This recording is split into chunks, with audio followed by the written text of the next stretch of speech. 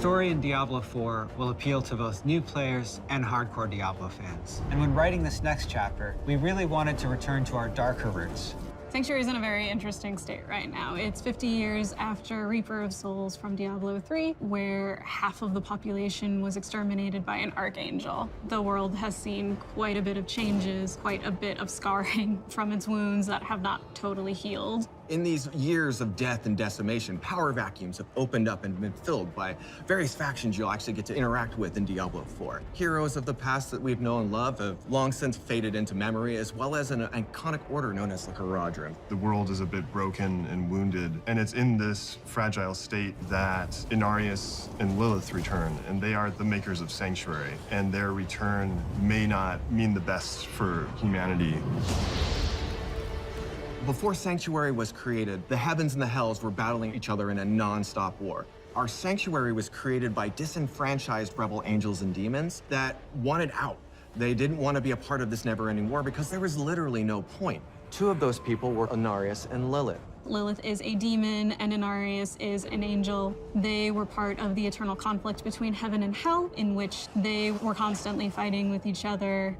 When Lilith captured Inarius, she was ready to torture him, but when she learned that they're of like mind, she became his partner in crime. They stole a singular, most important object known as the World Stone, a massive, iconic, mountain-sized gem that has the ability of creation. Inarius and Lilith helped to create the world of Sanctuary. And that's where the name of the world comes from. It was their sanctuary to hide away from the eternal conflict. They both have similar goals, but as an angel and as a demon, have different ways of going about it. Inevitably, it wasn't going to last. They've clashed multiple times throughout the history of the Diablo universe, and the last time they met, Inarius banished Lilith from the world and locked her in this realm of darkness. We wouldn't see Lilith again until the cinematic By Three They Come, when a mysterious figure pulled her back into Sanctuary and set her loose on the world she helped create. Inarius also suffered when the heavens found out where he was and what he had done, that he had created this world. He was punished and handed over to the burning hells as a peace offering. Because of these two experiences, both Lilith and Inarius do share that they were betrayed and they've been disillusioned. That does not mean that they get along. There's this rare moment in time where Inarius and Lilith are back on the world. It is them fighting each other with humanity as their battleground. When the story of Diablo IV begins, this wanderer is trudging through the snowstorm in a place called the Fractured Peaks. Really, they're just looking for some shelter. The player character in Diablo IV is whoever the player wants to be. Are they running from something? Are they running to something? What kind of a person are they? We leave that up to them to decide. They are seeking refuge from this blistering cold that saturates everything within the Fractured Peaks. They find a cave, and it is that moment where they're pulled into the bigger events of Sanctuary, these monumental moments that will be taking place that will shape and shake the world. It has been 50 years since Malthael, the aspect of death, culled about 50% of humanity. Humans struggle to survive in that 50-year gap after that massive culling. The humanity itself is trapped between the high heavens and the burning hells, and each are trying to influence humanity in their own way. The player's asked to save Sanctuary by a specific character that we actually remember from Reaper of Souls. His name is Lorath Nar. Lorath in Diablo IV is not the same Lorath from Diablo III, Reaper of Souls. He's a changed man. He was a member of the Hellacious. And the Hellacious is this secretive order of scholars and mages who protect the world from demons and other supernatural threats. Lorath is much older and weathered from the things that he's seen. He is struggling with who he is with the Hellacious and even without the Hellacious. When Lorath learns of the player's interactions with a being that he remembers very well, he pulls him into this mission to stop Lilith. They will need to try to figure out a way to survive in the world of Sanctuary in all of its turmoil since Lilith has come back. We have a lot of new characters that you'll be experiencing in the world of Sanctuary. One of them is Prava. She leads the Cathedral of Light. The Cathedral of Light is a militaristic faction led by Inarius. Inarius is the ultimate supreme leader, but she handles the day-to-day. She acts as a bridge between Inarius and the other followers of the Cathedral of Light. She was at rock bottom when Inarius met her. As you can imagine, on Sanctuary, life is brutal. Inarius uplifted her and taught her the tenets of the Cathedral of Light. Ever since then, she's become his most loyal, fervent follower. She would do anything for him, and she just really believes in what he stands for. Inarius is in various states of bitterness. You're seeing a faction that has done as much good as necessarily bad. You as a player get to decide how you feel about those actions, and Prava will be at the forefront of all of it. Donan, he's one of the Herodrum. He is this very gifted mage who also is a scholar. We find him in this place called Scotland, where he's made a name for himself and become something of a hero. In Diablo IV, we'll find out what Donan's relationship with Lorath is and the Herodrum and how he became a hero in this place. Neyrelle is this young adventurer. She has traveled the world with her mother, looking for lost artifacts. She's spent her life going through old ruins and reading old texts and learning these arcane things. Together, they're searching for the remnants of the Herodrum. They believe in finding that, they'll find some purpose. She is someone who is very intent on stopping Lilith, so she becomes a very strong ally for you and for Lorath throughout the game. It's through her actions that Lorath and the group that you will follow will come to contend against Lilith. Something that we tried to do from a narrative perspective is create people that are living in a very dark place, but still trying their best to live. They'll have some scars, but they also have these pieces of beauty and humanity. We wanted to ground them in the circumstances of the world and make them feel real and relatable. With Diablo IV, you're very much watching a tragedy unfold. It's definitely a story that we wanted to create around people, not just the apocalyptic elements that surround the story. And that's something that we really sought to bring to you as a part of the Diablo narrative.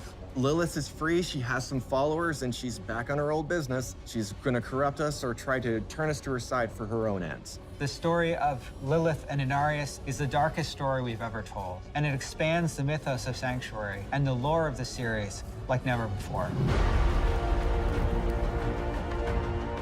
Sanctuary is the world in which the story of Diablo takes place, and it's the battleground for the souls of humanity and the fight between angels and demons. Sanctuary is a vast world, and there'll always be something new in every area, like hordes of enemies, safe haven towns, resources to gather, events, quests, and more. We wanted to bring Diablo IV artistically more back towards like Diablo II, the much darker style. It's very macabre. The artists and designers have had so much fun working on it, and it's just been a joy to create for us. How would the people of Sanctuary show their world? What kinds of art would they use to describe the world? One of the things we really wanted to do was make the game feel like a painting. Everything was built by a wonderful group of people who love Diablo as much as you do. We have 5 unique zones. Each of the regions has its own kind of flavor and ambient life. We take a lot of influence from what our concept artists give us, and I know they take a lot of influence from real life. There's Kegistan, which is the sort of desert. It's amazing with its sweeping sand dunes. Skazglen, which is inspired by Scotland. Fractured Peaks is inspired by the Carpathian Mountains. The Dry Steppes is sort of our mountainous desert region, and Hawazar is the swampy region of the south. Whether you're on a mount or on foot, it's a joy to go from one region to the next. Also, the region transitions are really beautiful and stunning to see. Making sure that it felt sort of geologically true was really important. If you walk from Fractured Peaks into Hawazar, you'll cross all of these waterfalls caused by snow melt. So you can actually see the snow melting in Fractured Peaks through waterfalls, entering into Hawazar and entering the large basin that fills Hawazar with all of the swamp water. We have all the different environments in the overworld, and we tried to make sure there was some parity with those in the dungeons. We have dungeons that are flooded, and there's like moss everywhere. It very much fits in with that Skazglen environment. Kegistan is all desert, so we have dungeons filled with sand. All the dungeons are particularly placed to make sure that they feel like this is a thing that could be in this part of the world. It fits here, it belongs here. We definitely redesigned some of the monsters. For example, the Fallen family has gone through a major redesign to make them feel more grim, a little scarier, a little darker, to match the tone of Diablo IV. Monster families are a way to describe the group of monsters that create a combat experience. So a lot of times there'll be brutes and swarmers, melee or casters, and that's the term that we use to sum up the vampires or the drowned or the undead. And all of them have unique abilities, but they all synchronize together. They bolster each other and improve how they work on the battlefield so that every time you fight a pack of, let's say, goatmen, it's always different. We wanted to make sure that the monster families all felt like they fit in their environments, and so our creature team did a really good job of making these different versions of them that have adapted to their environment.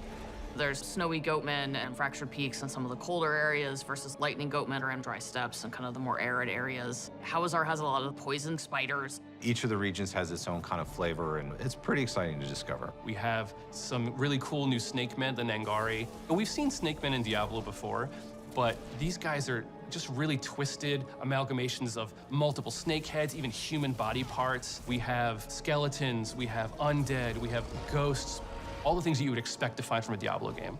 Spiders have been around in Diablo forever, but the spider host was a cool new twist. It's a giant spider that attaches to a corpse and then puppets it at you, and when you kill it, it explodes with tons of baby spiders.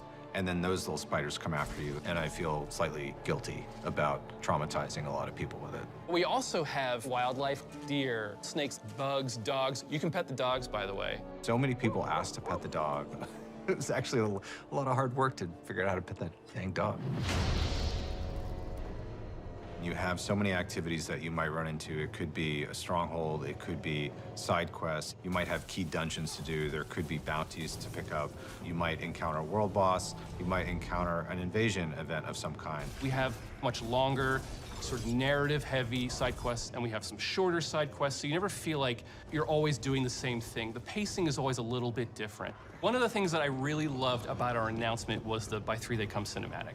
I was able to build a quest where you actually get to go to those places. You get to go to the town. You get to go inside the chapel.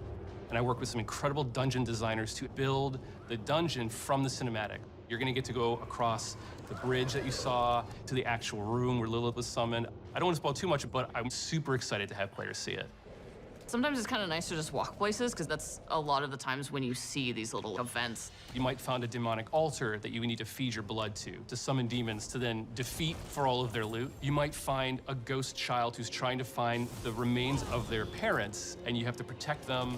We have strongholds, which are a sort of large area that you can enter, and it has its own story, its own setup, its own sort of art that sort of tells a very specific story about this location, and those stay unlocked permanently once you've beaten back the darkness.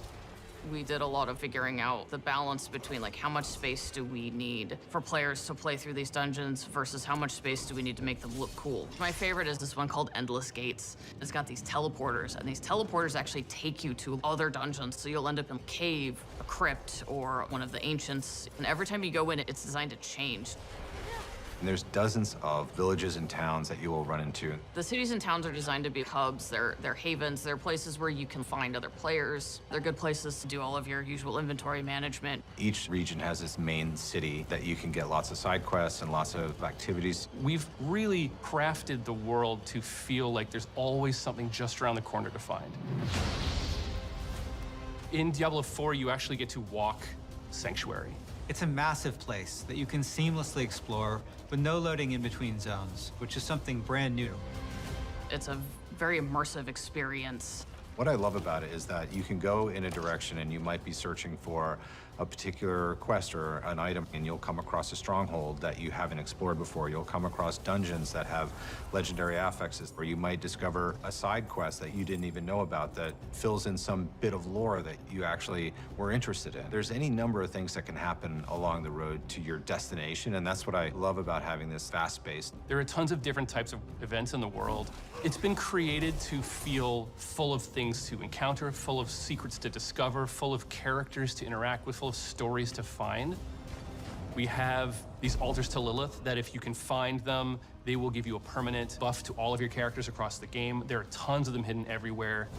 We also have these massive world bosses that are so big the camera actually has to pull out even further. And you're gonna have an opportunity to fight these bosses with your friends or with strangers to take down these huge world bosses. And the team has done just an incredible job making Sanctuary a world worth exploring and a world worth investing yourself in. In the eternal conflict between the high heavens and the burning hells, Diablo IV offers you more choice than ever before. Player choice is infused into everything, from how you look, the skills you use, the loot you equip, your path through the non-linear story, to how and when you choose to explore the shared open world. We want players to play their own way and have their own choice of how they're going to build their character. Between all of our different systems, you can really create a custom character in ways that was not available in previous Diablo titles. When you log into Diablo IV, the first thing you're gonna have to do is create your character. And those familiar with Diablo are gonna be very familiar with the screen with all the classes sitting around the campfire. In Diablo IV, we got 5 classes. The Barbarian is your fantasy of a fierce warrior or fighter. The Barbarian is the weapon master of Diablo IV, being able to pick up any weapon, jump into the fray, and do really badass stuff with it. They're very strong, they're very physical. They can take different weapons for different situations and use them to their maximum effect. The Sorcerer is really your elemental mage. You have fire, ice, lightning. You can either focus on one, or you can kind of be a jack-of-all-trades mage and use abilities from all 3. They're a little more fragile than other classes, tend to be more ranged. The Rogue, unlike the Barbarian, they are a little bit more clever. They're very fast. They have the ability to imbue their weapons with different elemental energies, and they can modify them to do different things. The Rogue has 2 different types of play styles. You have the ranged crossbow type gameplay, or you have the in-your-face daggers, poisons. You can lead the enemies into traps that have huge effects, more stealthy type gameplay. The Druid is really this shapeshifter. When you cast certain skills, you change your form, what you look like and what you can do. They can turn into werebears or werewolves. If I cast a werewolf skill, I turn into a werewolf and I do werewolf things. If I cast like Pulverize, for example, which is a werebear skill, I turn into a werebear, I slam the ground really hard. Fits the fantasy, it's pretty cool. They can also become masters of nature magic with earth and storm magic. Last but not least, we got the Necromancer. They raise armies of the dead. They have different types of minions. You've got your skeletal warriors, your skeletal mages, and then your golem. You have blood magic or bone magic that you can also take advantage of and tackle combat that way. If you've played a previous Diablo game and you enjoyed a certain play style, you can actually bring that into Diablo IV, or just try something completely new. No matter which class you play, there's going to be multiple different avenues and fantasies that you can chase. You can customize your character in ways you've never been able to before, with near-endless character creation and transmog options. In previous Diablo games, you had to be attached to certain archetypes and look a certain way. And in Diablo IV, it's really up to you how you want your character to look. You'll be able to choose from different facial structures from people all over the world. No matter where you are, you'll be able to say, hey, I can actually make someone that looks like me or looks like someone from my part of the world, which we're really proud of. You can pick a hairstyle for your character, and every class actually has a specific hairstyle that no other class can use. You can pick your eye color. We have some really fun ones. We have eye glowing, we have a bloodshot type eye, and then you can actually pick a marking, which is a tattoo or a design that covers your entire character, and there are dozens of those. Transmog is the idea that you can take a piece of gear and change the appearance of it to look like a different piece of gear. As far as aesthetics, the sky's the limit. However you can think of making your character, you can make it that way. Everybody's going to look completely different in Diablo IV. One of our pillars for class design in Diablo IV is this idea that we want players to play the way that they want to. When you first start the game, we introduce you to the idea of the skill tree. As you level up, you get access to these different skills or passives or upgrades to make your character more powerful. Each category has a few different skills that are all similar. They're either all defensive or all offensive, all ice or all fire. You can either focus on a very specific section, or you can pick and choose. The first skill point when you unlock a new skill is going to give you access to that skill. After that, you can put additional points into any skill that you have, and it's going to make it better, whether it increases the radius or adds some new effect or reduces the cooldown through some special way. You can actually branch out in a very different direction, even if 2 characters actually started at the same place. The Paragon board is a late game system that once you've completely filled out your skill tree, you think you have a build, it will really let you delve into the theory crafting and the depth of Diablo IV's skill system. And these boards, they can move through them spending their Paragon points, and they have nodes that give them very basic stats like intellect or dexterity. We also have more powerful nodes. We have rare nodes that have different effects where they can totally modify a skill to do something additional or different, or they can even make new connections between skills so that players can have new ways to play their character. Legendary nodes are equivalent to legendary powers, where they have more powerful effects that can change the builds and ways that characters play. You can start planning this long journey of, okay, I want to hit this node, and then I want to hit this node. I'm going to apply this board, and I'm going to start from this side, and really just get into a super complex, very specific build for your character. Legendary items are really rare and powerful items that you're going to find as you adventure through the world of Sanctuary. We have quite a few different categories of legendaries and how they do that. Some of them will actually change your skill or enhance it in some way. Frozen Orb, for example, it might say, hey, every single time you use your Frozen Orb, it applies a new effect. And then I can actually take advantage of that new effect that it has. Even if the item itself is maybe not as good as the one you have, you can still extract that power from it, take advantage of it, and use it for your build. One thing that our players can look forward to is that a lot of our classic, really rare, and most powerful items from previous titles are going to be returning as uniques in Diablo IV. Unique items are very similar to legendaries, but they're unique, which means if that ability is actually on a chess piece, it's always going to be on that chess piece because it's more powerful than a regular legendary effect. Crafting is a big part of Diablo IV. We have all kinds of different ways that you could upgrade and interact with NPCs to make your gear better. You can increase the item level or power of your gear, so you can actually get a piece of gear and just make it stronger. You can also add sockets to your gear so that you can put gems inside of it. There are a lot of different ways that players will be able to customize their experience in Diablo IV. Every single player is going to have a different experience and a different build at the end of the day. Because we have all of these different ways to make your own character, there's a lot more possibility compared to previous titles of how you want to play, how you want to build your character. We really are doubling down on this idea that you can look the way you want, you can play the way you want, you can really make your own fantasy in this game. Hell welcomes all, and so does Diablo IV. In the coming weeks, we'll be sharing even more about how to play your way. Now, our launch on June 6th is getting closer. Closer still if you got early access. And we can't wait to see you in Sanctuary. Hail Lilith, Blessed Mother. We're really excited about getting this game into players' hands, letting them experience this massive world.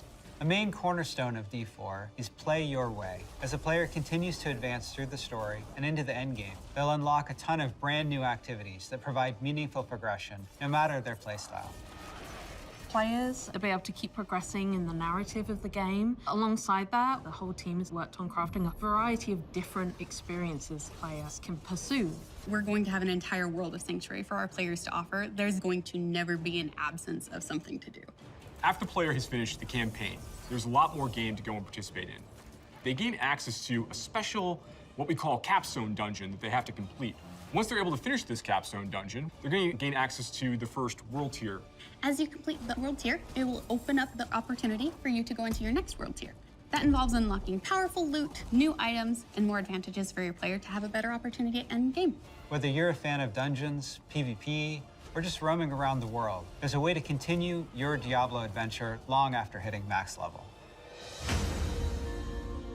As your character continues to grow in power, you'll start with the skill tree and expand out into the Paragon system. A lot of the choices the players make are grounded on skills themselves and the fantasies associated with those skills. The Paragon board is a place where we allow you to have a lot more depth, a lot more customization, many more options as you go. You can rotate the board, so you can choose a different path if you're like, I want to do more strength-based things, or I want these particular boons or glyphs. You can chart your path through it, and they're really a way for you to keep expanding your character and making it uniquely yours. Similar to the Paragon boards is the Codex of Power. It's an in-game system that holds the aspects related to the character. You are able to complete a dungeon, and they will have a chance to drop an aspect that you can pick up. And what this allows players to do is take items they're finding in the world and make them more powerful, turn them into legendary items. It's really special to discover what kind of playstyle really means the most to you.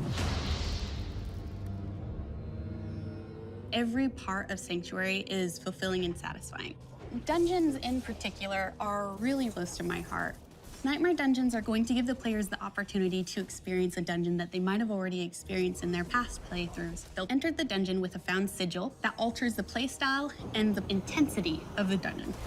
They're more difficult, and they have additional objectives, and then they also have affixes, which add a degree of difficulty for you and your group to work through. One of my favorite affixes that you can find in Nightmare Dungeons is actually called Hellgate. Occasionally, these portals will open up throughout the area that will just pour out different monsters that aren't native to that region for you to also be dealing with while you're trying to handle everything else inside the dungeon. There's over 120 dungeons to play through and find in Diablo IV, and any one of them can become a nightmare dungeon by finding a nightmare sigil and then using it to activate the nightmare version of that dungeon space. Everything's a little darker, everything's more difficult. It's going to add a little bit of a twist of flavor on your particular dungeon. There's some targeted activities in Diablo IV that suit what you're feeling in the mood for. The Forces of Hell are starting to have more influence in certain parts of Sanctuary in the vast interconnected overworld of the experience. And as the players are going into Helltide areas, you're gonna find even more powerful monsters. And by killing them, they'll be able to gain these special shards they can take to go and use to purchase these big rewards that are available at these caches that are found littered throughout Helltide areas. The sky darkens and the rivers run red, meteors fall from the sky, and the monsters get harder. We really want to create new experiences for the players. There's one I really like called Whispers of the Dead, which you get from the Tree of Whispers. The Tree of Whispers is grim and a little gruesome, but it's also something mystically haunting and kind of beautiful. The tree has a little bit of a grudge against our players and it would like for them to go serve its needs.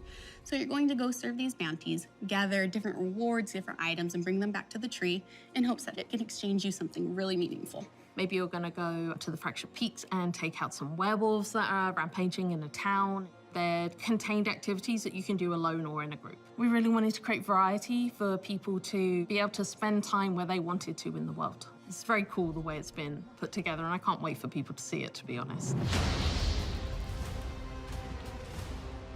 In Diablo IV, we have a focus on the world of Sanctuary. And there are parts of that world that we call the Fields of Hatred, where Lilith's presence in Sanctuary has begun to seep through and manifest these poisonous areas throughout the world.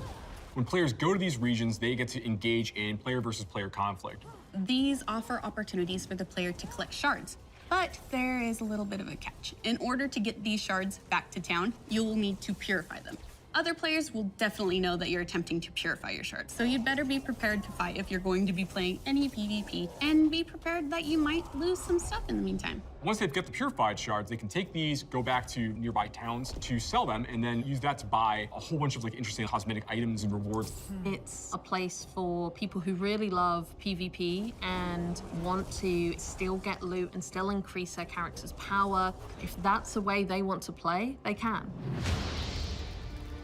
Launch is just the beginning. One of the things we're really focused on is creating a living, breathing set of updates for players to engage with after the game has gone live. It's really just going to be a way to keep coming back and experiencing more Diablo 4 in fresh ways. We're really eager to hear all of your experiences and just enjoy the entire story with you all.